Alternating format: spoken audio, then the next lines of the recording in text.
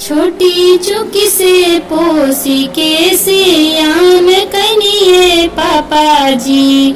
छोटी चुकी से पोसी के सियान कनिए पापा जी। जंघिया बैठा के कन्यादान कनिए पापा जी। जंघिया बैठा के कन्यादान कनिए पापा जी। अपना जंजलवा उतार दनिए पापा जी। अपना जंजलवा उतार दनिए पापा जी।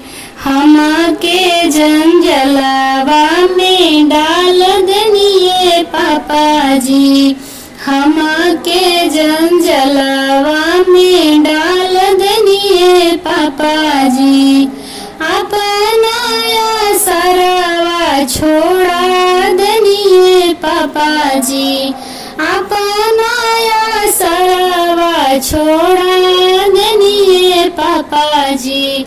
दूसरे के असरा धरा दनिए पापा जी। दूसरे के असरा धरा दनिए पापा जी। अंगूठी पहिरा के फूसिला दनिए पापा जी। अंगूठी पहिरा के फूसिला दनिए पापा जी। जंघिया बैठा के कन्यादान कनिए पापा जी। जंघिया बैठा के कन्यादान कनिए पापा जी। छोटी चुकी से पोसी के सियान कनिए पापा जी।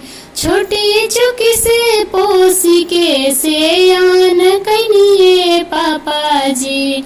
जंघिया बैठा के कन्यादान कनिए पापा जी। जंघिया बैठा के कन्यादान कनिए पापा जी। Thank you.